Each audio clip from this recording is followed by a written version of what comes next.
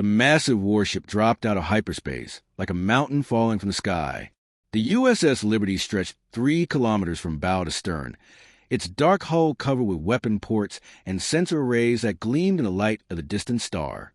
Captain Jake Morrison stood on the bridge, watching the alien solar system spread out before them through the main view screen. All systems showing green, Captain, reported Chief Engineer Maria Lopez from her station.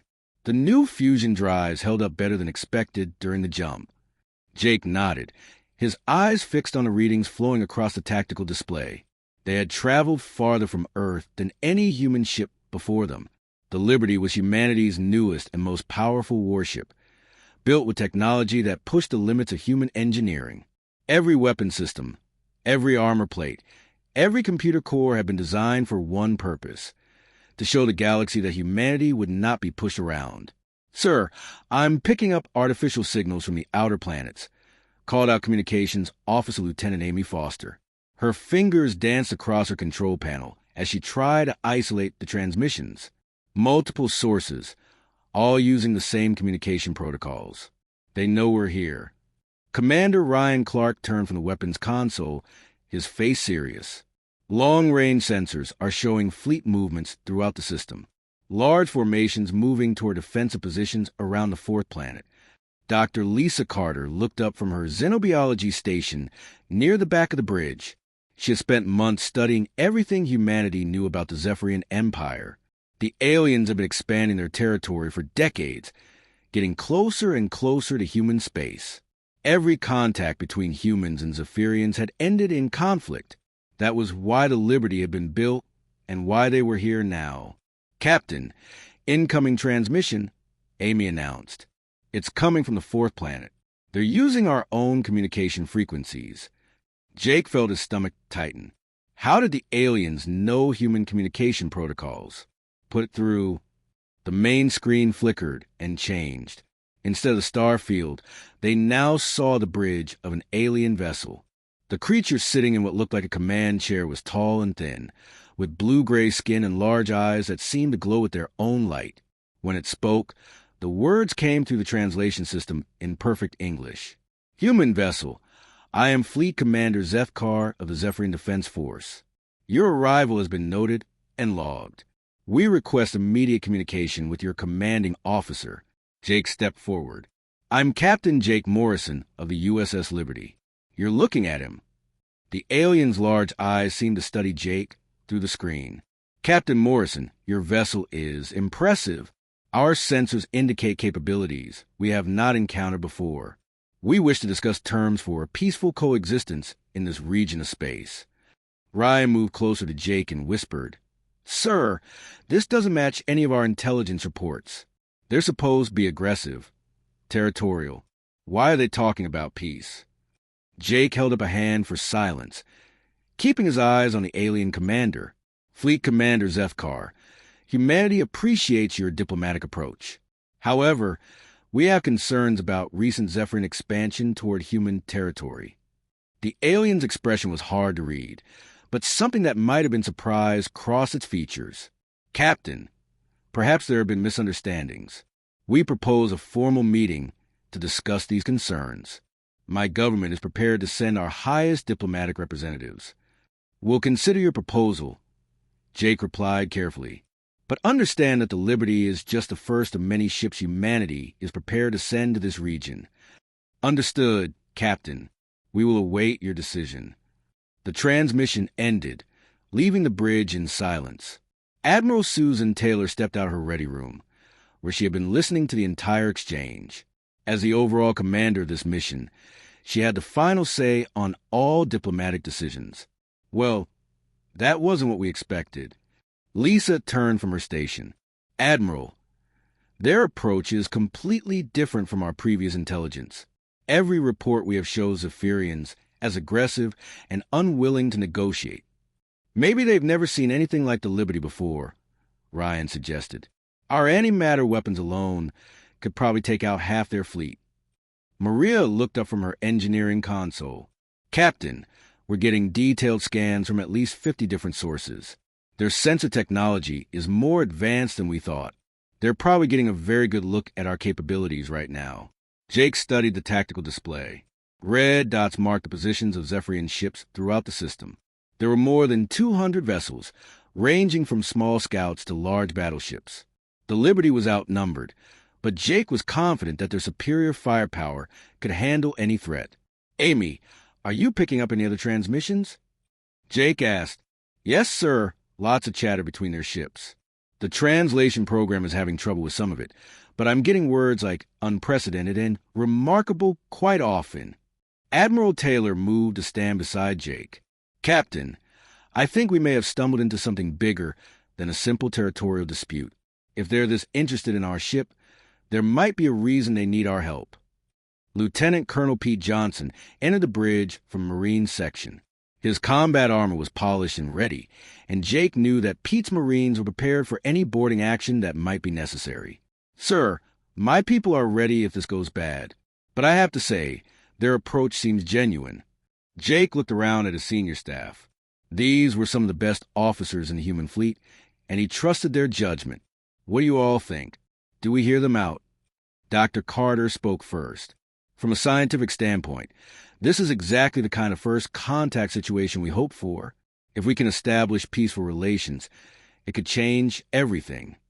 Ryan was more cautious. "Sir, it could also be a trap. They might be buying time to bring in reinforcements." Maria shook her head. "I don't think so.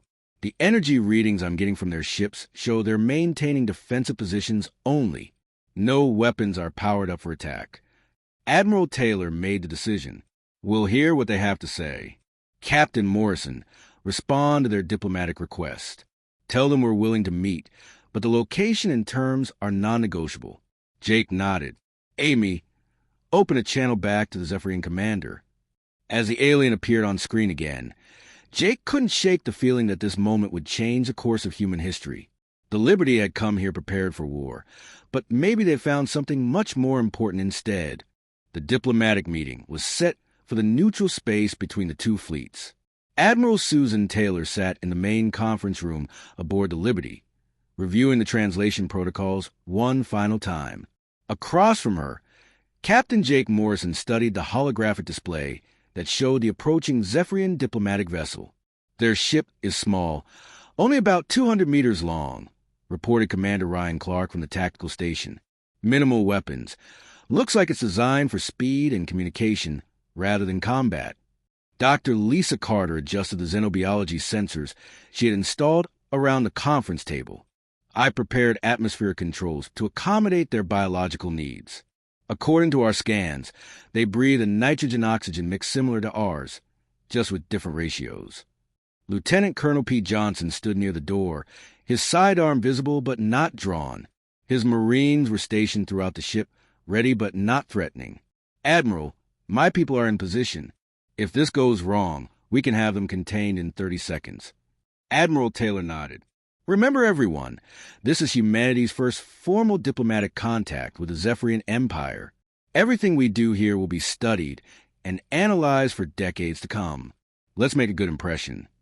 The Liberty's docking bay received the alien shuttle without incident.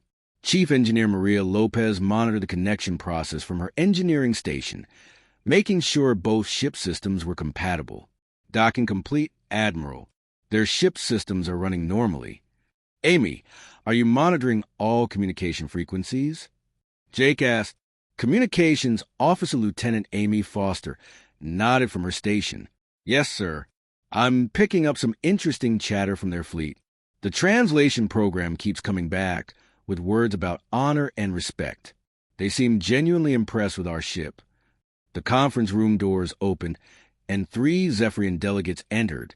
They were taller than humans, with the same blue-gray skin and glowing eyes that Jake had seen on the view screen. Their movements were graceful but deliberate, and they wore what appeared to be formal diplomatic robes decorated with silver symbols. The lead delegate stepped forward and spoke in their own language. The translation system quickly converted his words to English. "Admiral Taylor, I am High Diplomat Vekrin of the Zephyrian Empire. I bring greetings from our High Council and our sincere desire for peaceful relations with humanity." Admiral Taylor stood and extended her hand in the human gesture of greeting. The alien studied her hand for a moment, then carefully reached out and grasped it. "Hi, Diplomat Vekrin. Welcome aboard the Liberty. I'm honored to meet you." Dr. Carter watched the interaction carefully, taking notes on the alien's body language and social customs. This was exactly the kind of data that would help future human-Zephyrian relations. The delegates took their seats around the conference table. Vekrin's two companions remained silent, but their large eyes constantly moved around the room, studying every detail of human technology. "Admiral Taylor," Vekrin began, "I must confess that your arrival has caused great excitement throughout our empire. The Liberty represents technological capabilities that we had not believed possible." Jake leaned forward. "Hi, Diplomat. Our intelligence suggests that your people have been expanding toward human space for several years. This has caused concern among our leadership." Vekrin's expression changed, and he exchanged quick words with the companions in their own language. When he turned back to the humans, his glowing eyes seemed troubled. "Captain Morrison, I fear there have been serious misunderstandings. The expansion you speak of has not been toward human space. It has been away from something far more dangerous." Admiral Taylor felt a chill run down her spine. "What kind of danger?" One of the other delegates spoke for the first time. The translation system identified him as military advisor Kethvan. "Admiral, for the past 50 years, our empire has been preparing for a threat from outside our galaxy. We have been consolidating our forces and moving our populations to more defensible positions." Maria looked up from her engineering console. "Sir, I'm detecting massive energy signatures from their fleet. Not weapons, but construction equipment. They're building something out there." Ryan studied the tactical display. "Admiral, if they're not expanding toward us, then why have we had so many conflicts with their ships?" Vekrin's shoulders sagged slightly. "Those were rogue elements, Captain, pirates and criminals who fled our space when we began our military consolidation. They do not represent our empire or our values." Dr. Carter made a note on her tablet. "Hi, Diplomat. What exactly is this external threat you're preparing for?" Kethvan activated a small device, and a holographic display appeared above the conference table. It showed a three-dimensional map of the local galaxy, with various species territories marked in different colors. At the edge of the map, a dark region pulsed ominously. "This is what we call the Void Swarm," Kethvan explained. "They are not a natural species. They are machines created by some long-dead civilization to consume entire worlds.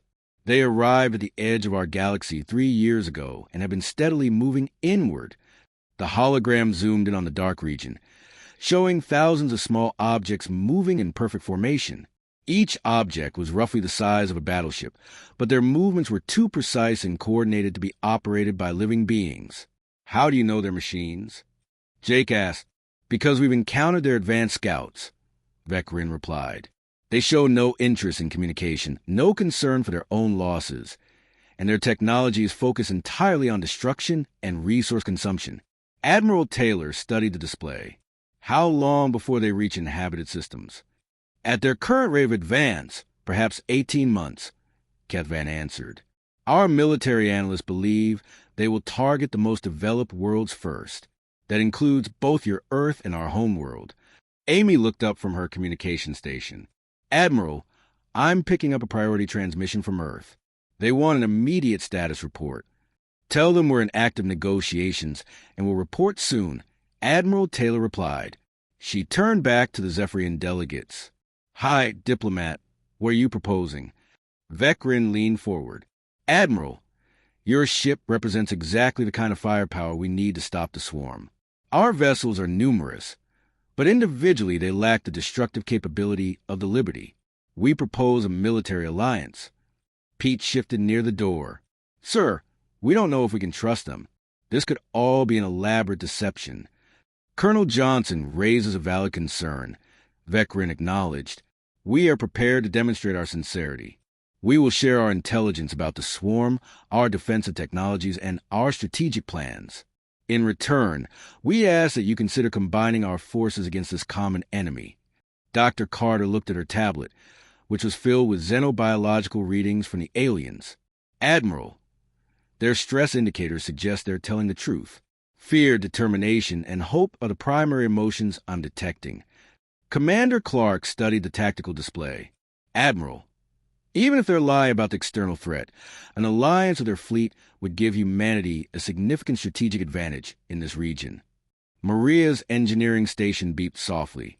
Admiral, their ship's computer systems are interfaced with ours through the docking connection. They're sharing technical specifications and star charts. This is either genuine cooperation or the most elaborate trap in galactic history. Admiral Taylor looked around the conference table at the alien delegates, then at her own officers. The decision she made in the next few minutes could determine the fate of both civilizations. Hi, Diplomat Vekrin, she said finally. Humanity will need to verify your claims about the swarm before we commit to any alliance. But I'm willing to authorize a joint investigation mission. The alien's glowing eyes seemed to brighten. Admiral Taylor, that is all we could hope for. Together, our species may yet survive what is coming. Captain Jake Morrison stood before the main view screen, watching a barren moon slowly rotate in the distance.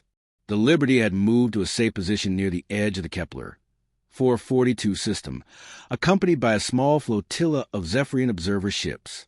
High Diplomat Vekrin had requested a demonstration of human military capabilities, and Admiral Taylor had agreed to show them what the Liberty could do. All stations report ready, Captain. Commander Ryan Clark announced from the tactical console. His fingers hovered over the weapon controls, waiting for Jake's command. The Liberty's main antimatter cannon was charging, its energy readings climbing steadily toward maximum power. Dr. Ben Parker, the ship's science officer, looked nervous as he monitored the weapon systems. Captain, I still think we're showing them too much. If this alliance doesn't work out, they'll know exactly what our ships are capable of. Chief Engineer Maria Lopez shook her head. Ben, they've already scanned us from every angle. Their sensor technology is actually better than ours in some ways. They probably know our capabilities better than we do. Lieutenant Amy Foster turned from her communication station. Sir, the Zephyrian observer ships are maintaining safe distance as requested. I'm also picking up transmissions from their fleet in the inner system. Sounds like every ship commander is watching this demonstration. Admiral Taylor emerged from her ready room, where she had been consulting with Earth Command about the demonstration. Captain Morrison, you have authorization to proceed. Show our new friends what human engineering can accomplish. Jake nodded to Ryan. Target the asteroid cluster at bearing 27 Mark IV. Full power. The asteroid cluster was roughly 50,000 kilometers away, a collection of rocks ranging from small boulders to one massive chunk nearly a kilometer across. It was perfect for showing off the Liberty's destructive capabilities without threatening any inhabited worlds. Antimatter cannon charged and ready, Ryan reported. Target locked. Fire. The main weapon discharged with a brilliant flash of pure energy. The antimatter beam crossed a distance to the asteroid cluster in seconds, striking the largest rock dead center. For a moment, nothing seemed to happen. Then the entire asteroid simply vanished in a burst of light that outshone the distant star. The silence on the bridge lasted for several heartbeats. Even though they had seen the weapon tested before, the complete destruction of something so large never failed to impress the crew. Direct hit, Ryan reported unnecessarily. Target destroyed completely. Dr. Lisa Carter looked up from her xenobiology station. Captain, I'm reading massive energy spikes from the Zephyrian ships. Their shields just went to maximum power, and their weapon systems are charging. Jake felt a moment of concern.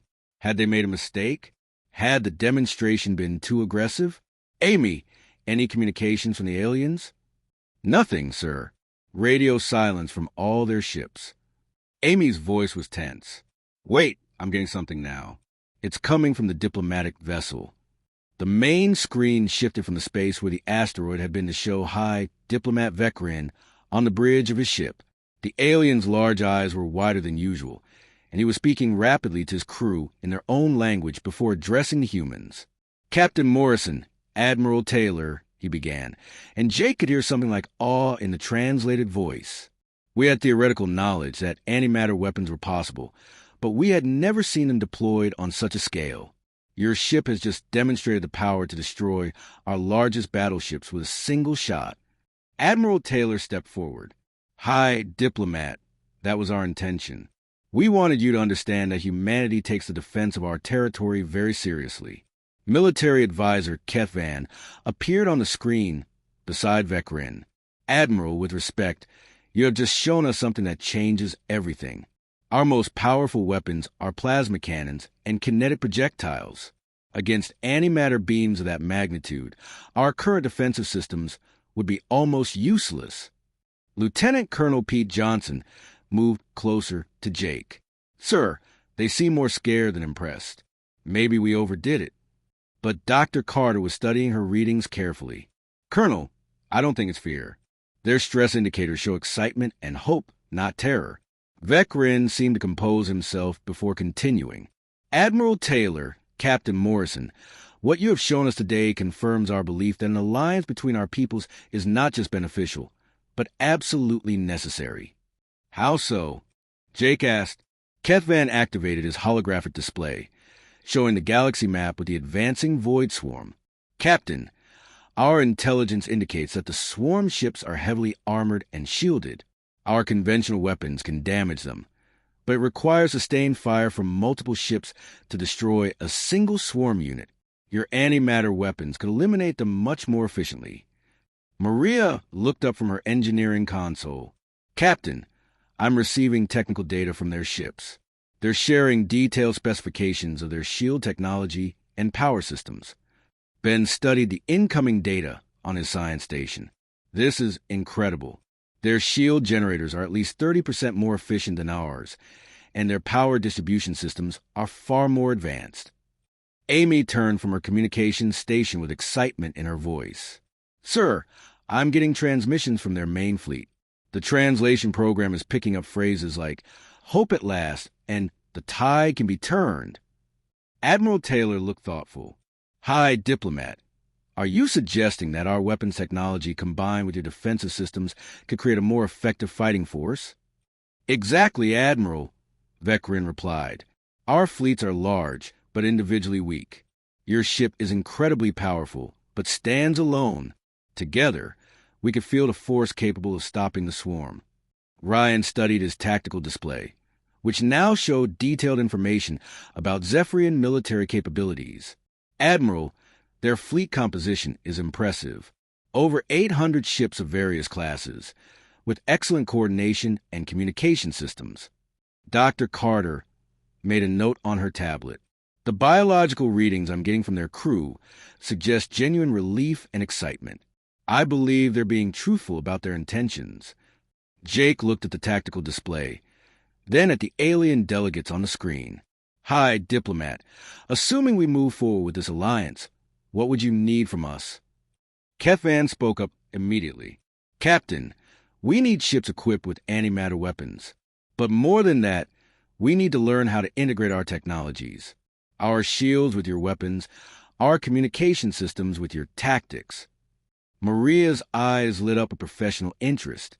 Their power systems could actually boost our antimatter cannons' recharge rate.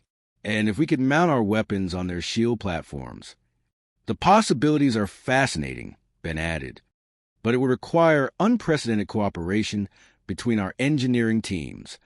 Admiral Taylor made her decision. Hi, Diplomat Vekrin. Humanity is prepared to discuss the terms of a formal military alliance, but we'll need to see proof of this swarm threat before we commit our forces. The alien's glowing eyes seemed to brighten. Admiral, we are prepared to take you to our forward observation posts. You can see the swarm for yourself and evaluate the threat they represent. Pete stepped forward. Admiral, if we're going to do this, my Marines should be prepared for ground operations on alien worlds. Agreed, Colonel, Admiral Taylor replied. She turned back to the screen. Hi, Diplomat. We accept your invitation. The Liberty will accompany your ships to observe this threat. Vekrin bowed his head in what appeared to be a gesture of respect. Admiral Taylor, Captain Morrison, today marks the beginning of an alliance that may save both our civilizations. We will not forget what you have shown us here. As the transmission ended, Jake looked around at his crew. They had come to the system prepared for war with the Zephyrians. Instead, they had found potential allies against an even greater threat. The demonstration had worked better than anyone had hoped, but now the real work would begin. The Liberty traveled through hyperspace alongside 3 Zephyrian escort vessels, heading toward the edge of known space. Captain Jake Morrison stood in the observation lounge, watching the swirling colors of hyperspace through the reinforced windows. In 2 hours, they would arrive at the Zephyrian Forward Observation Post, where humanity would get its first look at the enemy that threatened both civilizations. Dr. Lisa Carter sat at a nearby table, studying the biological data she had collected from their alien allies. Jake, the more I learn about the Zephyrians, the more I believe they're telling the truth about everything. Their stress patterns, their social behaviors, even their ship designs all support their claims about being refugees from this swarm. Admiral Susan Taylor entered the lounge, carrying a data pad filled with intelligence reports. Doctor, I hope you're right. Earth Command is very nervous about committing our forces based on alien intelligence alone. Commander Ryan Clark joined them, his expression grim. Admiral, I've been analyzing the tactical data the Zephyrians provided. If their numbers are accurate, this swarm represents a threat unlike anything we've ever faced. Millions of ships moving in perfect coordination. Chief Engineer Maria Lopez looked up from her tablet, where she had been studying Zephyrian technology specifications. The interesting thing is how different their approach to the problem is from ours. We build one very powerful ship. They build hundreds of smaller, specialized vessels that work together. Both approaches have merit, said Dr. Ben Parker as he entered the lounge. But against an enemy with overwhelming numbers, we might need to combine both strategies. Lieutenant Amy Foster's voice came over the ship's communication system. Admiral Taylor to the bridge. We're dropping out of hyperspace in 30 seconds. The senior officers made their way to the bridge as the Liberty shuddered slightly and returned to normal space. The main view screen showed a system unlike any they had seen before. Instead of planets orbiting a star, massive artificial structures hung in space, connected by energy beams that pulse with power. "My God," whispered Ryan. "Those structures are bigger than space stations. Some of them are the size of small moons." High Diplomat Vekrin appeared on the communication screen. "Admiral Taylor, welcome to Outpost Kepler 7. What you see before you represents 50 years of Zephyrian military preparation." Jake studied the tactical display. "High Diplomat, how many people are stationed here?" "Nearly 500,000 military personnel and their families." Military Advisor Ketvan replied as he joined Vekrin on the screen. "This is one of 12 such installations along our perimeter." Dr. Carter was amazed by the scale of the construction. The resources required to build something like this must have been enormous. How did you manage it without bankrupting your civilization? "Doctor, when survival is at stake, economic concerns become secondary," Vekrin explained. "Every world in our empire contributed materials, labor, and expertise." Maria shook her head in admiration. "The engineering alone is incredible. Those power transfer beams are maintaining stable connections across thousands of kilometers." "Captain Morrison, Admiral Taylor, would you be willing to transfer to our command facility?" Keth Van asked. "We have prepared a full briefing on the swarm threat, including sensor recordings from our encounters with their advanced scouts." Admiral Taylor nodded. "We'll beam over with a small team. Commander Clark, you have the bridge." An hour later, Jake found himself in a massive Zephyrian command center, surrounded by holographic displays showing star maps, fleet positions, and tactical analyses. The scale of the operation was overwhelming. Hundreds of alien officers worked at control stations, monitoring sensors that reached deep into the space between galaxies. "This is our primary sensor array," explained Fleet Commander Zekar, the military leader Jake had first spoken with. "It can detect large objects at a range of nearly 50 light years." Dr. Carter was fascinated by the technology. "Commander, how do you process information from such a vast area?" "We use distributed computing networks," Zethkar replied. "Every ship, every station, every outpost contributes processing power to analyze the sensor data." Ben studied the holographic displays with professional interest. "Your coordination systems are far more advanced than ours. We could learn a lot from this approach." And we could learn much from your weapon technology, Kethvan responded. But first, you must see what we face. The central holographic display changed to show a region of space at the galaxy's edge. At first, it looked empty except for a few distant stars. Then Zethkar adjusted the sensors, and Jake felt his blood run cold. The empty space wasn't empty at all. It was filled with thousands upon thousands of dark objects, all moving in the same direction with mechanical precision. Each object was roughly the size of a battleship, but their formations were too perfect to be operated by any living species. This recording was made 3 days ago. Zethkar explained. The swarm has grown by approximately 8% since our last observation.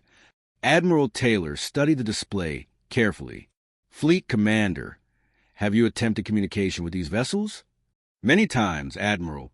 We have tried every known form of communication, from radio waves to quantum entanglement signals. There has never been any response. Maria leaned forward to get a better look at the formation patterns. They're not just moving randomly.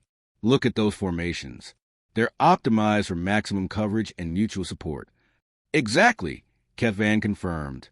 Every movement appears calculated for maximum efficiency. Our analysts believe they are following some form of central programming. Jake pointed to a cluster of larger objects at the center of the formation. What are those bigger ships? We believe those are command vessels, or possibly construction units. Zethkar replied. Our long-range scans suggest they are capable of building new swarm units from raw materials. Dr. Carter felt a chill as she realized the implications. They're a self-replicating force. The longer they exist, the stronger they become. Our greatest fear, Doctor, Vekrin confirmed. Every world they consume provide materials to build more ships. Ben studied the tactical analysis, scrolling beside the main display. Have you been able to determine their destination? Zethkar highlighted several star systems on the galactic map. Based on their current trajectory and speed, they will reach the outer inhabited systems in approximately 14 months. After that, they will likely target the most developed worlds. Including Earth, Admiral Taylor said grimly. And our home world, Kethvan added. Admiral, this is why we have spent decades preparing, why we have built these installations and gathered our fleets. But after seeing the Liberty's capabilities, we realize our preparations alone will not be sufficient. Maria examined the technical specifications displayed around the sensor readings. Their ships appear heavily armored, but the armor seems designed to resist energy weapons and kinetic impacts. I'm not sure how it will hold up against antimatter. That is our hope as well, Zethkar replied. But even your powerful weapons will be useless if we cannot coordinate our attacks effectively. Jake looked around at the massive command center, then back at the holographic display, showing the approaching threat. Fleet Commander, what exactly are you proposing? A joint fleet admiral, Vekrin answered. Zephyrian ships equipped with human antimatter weapons. Human ships protected by Zephyrian shields and supported by our communication networks. Admiral Taylor was quiet for several moments, considering the enormity of what they were discussing. High diplomat. This would require unprecedented cooperation between our species. Shared technology, joint training, integrated command structures. Admiral, the alternative is the extinction of both our civilizations, Kethvan replied simply. Dr. Carter looked at her biological readings from the Zephyrian officers. Fear was a dominant emotion, but it was mixed with determination and hope. Admiral, they're not exaggerating the threat. Everything I'm reading suggests they genuinely believe this is their only chance for survival. Jake studied the sensor readings one more time, watching the relentless advance of the swarm ships. Admiral, if we're going to do this, we need to start immediately. 14 months isn't much time to integrate two completely different military forces. Admiral Taylor made her decision. Hi, Diplomat Vekrin. Fleet Commander Zethkar, humanity accepts your proposal for a military alliance.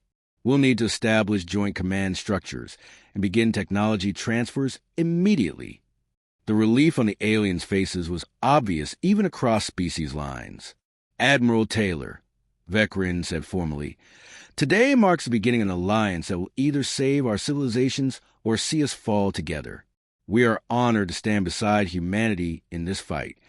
3 months had passed since the alliance was signed, and the Liberty had been transformed into a floating center of interspecies cooperation. Captain Jake Morrison walked through corridors that now house both human and Zephyrian personnel, watching as engineers from both species work side by side to integrate their technologies. The formal alliance ceremony had been broadcast to both civilizations, marking the first time in galactic history that two species had joined forces as equals rather than conqueror and conquered. Admiral Susan Taylor had represented humanity, while High Council leader Veth spoke for the Zephyrian Empire. The message was clear. They would stand together against the coming storm. "Captain, you need to see this," called Chief Engineer Maria Lopez from her workshop. She had been working with Zephyrian engineers for weeks, trying to mount antimatter weapons on alien ship designs. Jake entered the workshop to find Maria standing beside a holographic display, showing the internal structure of a Zephyrian battleship. Beside her, Senior Engineer Colvett pointed at various components while explaining modifications in accented English. "We did it, Jake," Maria said with excitement. "We've successfully miniaturized the antimatter containment system. Zephyrian ships can now carry antimatter torpedoes without requiring massive power cores." Colvett's large eyes seemed to glow brighter than usual. "Captain Morrison, this breakthrough changes everything. Our fastest ships can now strike with the power of your battleship's main cannon." Jake studied the technical specifications. "How many ships can we upgrade?" "At current production rates, we can modify approximately 50 Zephyrian vessels per month," Maria replied. "It's not fast enough to upgrade their entire fleet, but it's a start." Dr. Ben Parker entered the workshop, carrying a data pad filled with sensor readings. "Captain, the Joint Sensor Network is finally online. We can now track objects across a range of over 200 light-years. The integration of human and Zephyrian sensor technology had been one of the Alliance's first major successes. Human sensors were more precise at close range, while Zephyrian systems could detect objects across much greater distances. Combined, they created a surveillance network that covered half the galaxy. "Any updates on the swarm's position?" Jake asked. Ben's expression grew serious. "They're still advancing, but their formation has changed. It looks like they're splitting into multiple groups, possibly to attack several systems simultaneously."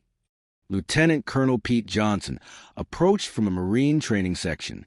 His combat gear showed signs of recent use, and Jake knew he had been working with Zephyrian soldiers to develop joint combat tactics. "Sir, the cross-training program is showing real progress," Pete reported. "The Zephyrian soldiers are incredibly disciplined, and their coordination abilities are far superior to ours. My Marines are learning a lot about unit cohesion. How are your people adapting to alien equipment?" Jake asked. Pete grinned. "The Zephyrian personal shields are amazing. They can stop energy weapons that would punch right through our armor, and their soldiers are sharing everything they know about fighting as coordinated units." Dr. Lisa Carter emerged from her medical bay, where she had been working with Zephyrian medical personnel to understand the biological differences between their species. "Jake, I've made some fascinating discoveries about Zephyrian biology. Their neural systems are actually designed for group coordination. It's why their fleets work together so effectively. That explains their military tactics," Jake mused. "What about medical compatibility? Can we treat injured Zephyrians and vice versa?" "With some modifications to our equipment, yes," Lisa replied.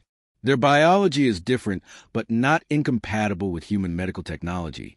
We've already established joint medical protocols."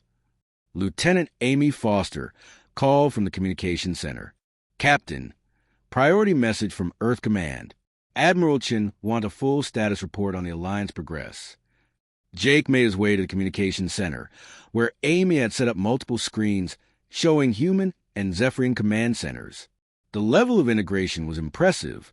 Human officers worked alongside alien personnel, sharing information and coordinating fleet movements across dozens of star systems. "Admiral Chun, this is Captain Morrison reporting," Jake said as the screen connected to Earth Command. Admiral Chun appeared on the main display, her expression serious but hopeful.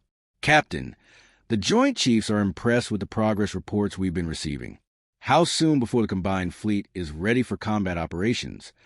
Admiral, we've successfully integrated antimatter weapons into Zephyrian ship designs, and their shield technology has been adapted to human vessels. Jake replied. However, the real challenge is coordinating tactics between two completely different military cultures. High Diplomat Vekrin entered the communications center as Jake was speaking. Over the months, the alien had become a trusted advisor and friend to the human crew. Admiral Chun, if I may add to Captain Morrison's report? Of course, High Diplomat. Please proceed. Admiral, the cultural integration has exceeded our most optimistic projections, Vekrin explained. Human individual initiative combined with Zephyrian group coordination creates tactical possibilities neither species could achieve alone. Commander Ryan Clark joined the conversation from his tactical station. Admiral Chun, I've been working with Zephyrian fleet commanders to develop new formation strategies. Their coordination abilities allow for attack patterns that would be impossible with human crews alone. What's your assessment of our chances against the swarm? Admiral Chun asked directly. Jake looked around at his mixed crew of humans and Zephyrians working together. Admiral, 3 months ago I would have said the odds were against us. But what we've built here changes everything. The combined fleet isn't just human ships and alien ships working together. It's something entirely new. Fleet Commander Zethkar appeared on another screen, joining the conversation from his command ship. Admiral Chun, the swarm advanced scouts have been detected in the outer rim systems. We estimate 6 months before the main force arrives. Then we need to accelerate our preparations, Admiral Chun replied. Captain Morrison, you have authorization to begin final combat readiness training. Maria looked up from her engineering station. Admiral, we've identified 12 key systems with a combined fleet should make it stand. Each location offers strategic advantages and has been fortified with both human and Zephyrian defensive systems. Dr. Carter reviewed her medical preparations. We've established joint medical facilities at each defensive position. Both human and Zephyrian medical teams are cross-trained and ready. Ben studied the latest sensor data. The swarm's approach is becoming more predictable. Their formation suggests they will target heavily populated systems first, trying to maximize resource acquisition. Pete consulted his tactical data. Admiral, the joint marine forces are ready for boarding actions and ground defense operations. Human aggression combined with Zephyrian coordination makes for a very effective fighting force. Admiral Chin nodded approvingly. Captain Morrison, High Diplomat Vekrin, you achieved something remarkable in just 3 months. 2 civilizations that were nearly at war are now working as partners. Amy monitored communication channels from across the Allied fleet. Admiral, morale reports from all ships show unprecedented cooperation levels. Human and Zephyrian crew members are not just working together, they're becoming friends. Vekrin's glowing eyes seemed to brighten. Admiral Chun, Captain Morrison, what we have built here is more than just a military alliance. It is proof that different species can choose cooperation over conflict. Jake looked at the tactical display, showing the positions of the combined fleet. Over 800 ships from both civilizations were now working in perfect harmony. Their crews trained in each other's languages and customs. Admiral Chun, the combined fleet is as ready as we can make it, Jake reported. When the swarm arrives, they'll face something they haven't encountered before. 2 species fighting as one. Then Godspeed to all of you, Admiral Chun replied. The future of both our civilizations rests in your hands. As the transmission ended, Jake looked around at his bridge crew. Humans and Zephyrians worked together at every station, their different abilities complementing each other perfectly. In 6 months, they would face the greatest threat either species had ever encountered, but they would face it together as allies and friends. The combined fleet hung in space at the edge of the Kepler. 442 system, over 1,000 ships arranged in perfect formation. Captain Jake Morrison stood on the bridge of the Liberty, watching the tactical display that showed every vessel in the Allied force. Human dreadnoughts worked alongside Zephyrian battleships. Their crews trained together over months of intensive preparation. Long-range sensors are detecting the swarm's main force, reported Dr. Ben Parker from his science station. Estimated arrival in 4 hours. Admiral Susan Taylor stood beside Jake, her expression calm despite the magnitude of what they faced. All ships report ready. Captain, this is what we've been preparing for. Fleet Commander Zethkar appeared on the main screen, his image transmitted from his flagship. Captain Morrison, Admiral Taylor, the Zephyrian fleet stands ready to fight alongside our human allies. Commander Ryan Clark studied the tactical readouts. Admiral, the swarm force is exactly as predicted. Approximately 2 million vessels in tight formation, moving at maximum sublight speed. Chief Engineer Maria Lopez monitored the Liberty systems from her station. All antimatter weapons showing full charge, Admiral. The new Zephyrian shield generators are functioning perfectly. Dr. Lisa Carter looked up from her medical station, where both human and Zephyrian medics work side by side. All medical facilities report ready. We can handle casualties from any ship in the fleet. Lieutenant Colonel Pete Johnson commanded the Marine section, where human soldiers and Zephyrian warriors prepared for possible boarding actions. Ground forces ready, Admiral. If any of those machines try to board our ships, they're in for surprise. Lieutenant Amy Foster coordinated communications across the entire fleet. All ships responding on primary channels. Admiral, the integrated communication system is working flawlessly. Admiral Taylor activated the fleet-wide communication system. All ships, this is Admiral Taylor. In a few hours, we will face an enemy that threatens not just our civilizations, but all life in this galaxy. But we do not face them alone. Human and Zephyrian, we stand together as one people, one fleet, one hope for the future. The response came from over 1,000 ships at once, voices speaking in 2 languages but sharing one determination. Jake felt a surge of pride as he listened to humans and Zephyrians shouting their readiness to fight together. Contact. Ben announced. The swarm has dropped out of hyperspace at the system's edge. The main view screen shifted to show the approaching enemy. The sight was terrifying and magnificent at the same time. Millions of dark ships moved in perfect formation, their hulls reflecting no light as they advanced like a tide of mechanical death. "My God," whispered Ryan. The intelligence reports didn't do justice to their numbers. Zethkar's voice remained steady. "Admiral, our sensors confirm the swarm's target. They are heading directly for the inhabited worlds in the inner system." "Then we stopped them here," Admiral Taylor declared. "All ships, execute formation Alpha 7. The combined fleet moved with precision that would have been impossible just months earlier. Human ships took point positions, their antimatter weapons ready to punch through swarm armor. Zephyrian vessels formed protective screens, their advanced shields creating overlapping defensive fields. "First contact in 30 minutes, Ryan reported. "The swarm is not changing course or formation despite our presence." Maria monitored the power systems as the Liberty's weapons charged to full capacity. All systems showing optimal performance, Admiral. The integration of Zephyrian technology has actually improved our efficiency. Dr. Carter prepared for the first casualties as the fleets close on each other. Medical teams report ready. We've established triage protocols for both species. The swarm ships were close enough now to appear as individual objects on the view screen. Each vessel was identical to the others, dark and angular with no visible weapons ports or communication arrays. They move with mechanical precision, showing no concern for the Allied fleet blocking their path. 15 minutes to weapons range, Ben announced.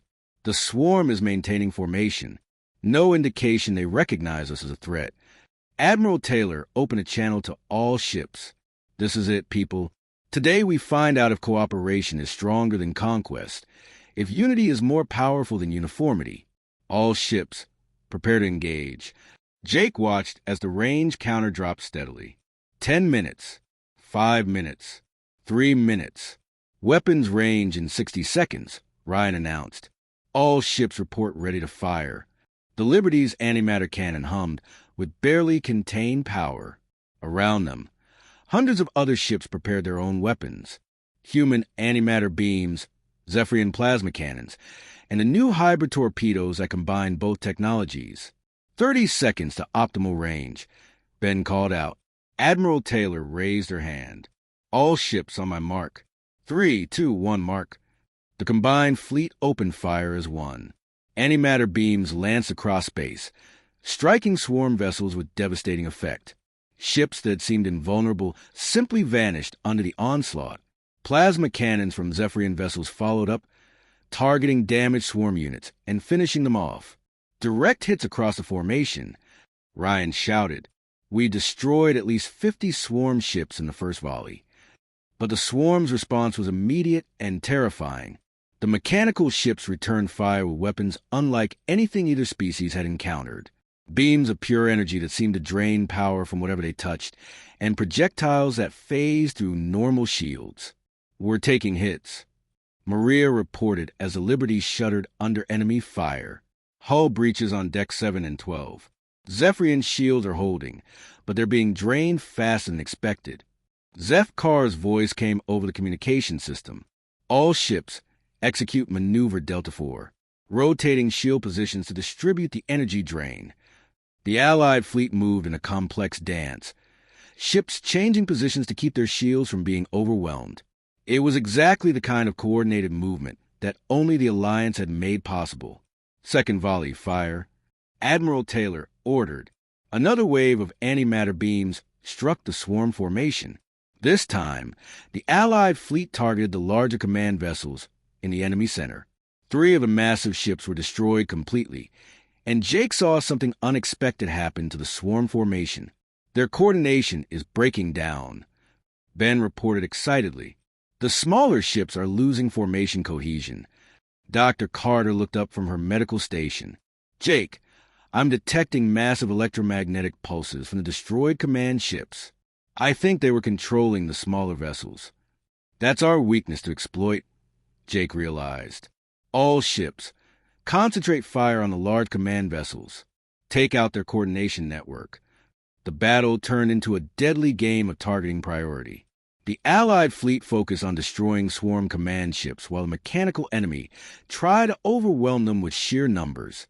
Human precision and Zephyrian coordination proved to be exactly the combination needed. Major breakthrough. Amy announced from communications. I'm detecting command signals between swarm vessels. The translation program is actually starting to decode their coordination protocols. Maria worked frantically at her station.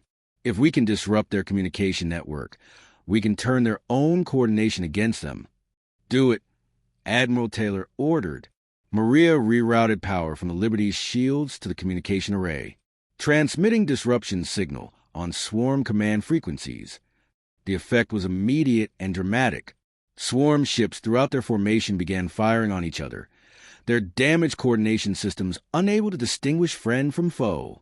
It's working, Ryan shouted. They're destroying their own ships. The battle that had seemed hopeless just minutes before suddenly turned in favor of the Allied fleet. With their coordination broken, the swarm ships became easy targets for the combined human-Zephyrian force. All ships, final assault. Admiral Taylor commanded. Destroy the remaining command vessels. The Liberty led the charge, its antimatter cannon destroying one massive swarm ship after another. Around them, the Allied fleet fought with precision and determination that proved the power of cooperation over conquest. When the last swarm command ship was destroyed, the remaining mechanical vessels simply stopped moving. Without their coordination network, they drifted helplessly in space, no longer a threat to anyone. Threat neutralized, Ben reported, his voice filled with amazement. The swarm fleet has been completely disabled. Admiral Taylor looked around at her bridge crew, human and Zephyrian officers working together. All ships, this is Admiral Taylor. Today we have proven that when different peoples choose to stand together, no force in the universe can stand against us. The cheers that echoed across the communication channels came from 2 species celebrating as one people. The Alliance had not only survived its first test, but had shown the galaxy a new way forward. Jake looked out at the stars, knowing that this victory was just the beginning. The Human-Zephyrian Alliance had created something unprecedented, a future where cooperation would always triumph over conquest, where unity would always defeat uniformity. The galaxy would never be the same.